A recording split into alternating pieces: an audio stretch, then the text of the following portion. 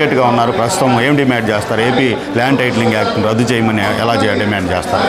AP land titling act గత 3 నెలలుగా దీక్షలో పాల్గొంటున్నారు ప్రతి ఒక్క న్యాయవాది. ఈ టైటిలింగ్ యాక్ట్ని రద్దు చేయమని ప్రభుత్వాన్ని కోరుతున్నాము.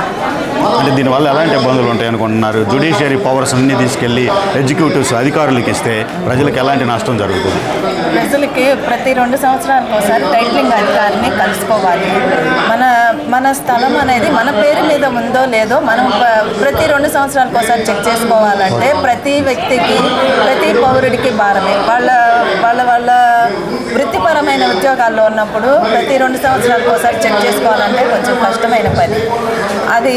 ప్లస్ ప్రతి పౌరుడికి కోర్టులో జరిగే న్యాయం టైటిలింగ్ అధికారి దగ్గర జరగదు అని ఈ బాయ్కాట్లు, ఈ ఉద్యమాన్ని ముందుకు తీసుకెళ్లాలని ప్రతి ఒక్క పౌరుడు దీనికి కోఆపరేట్ చేయాలని భావిస్తున్నాను.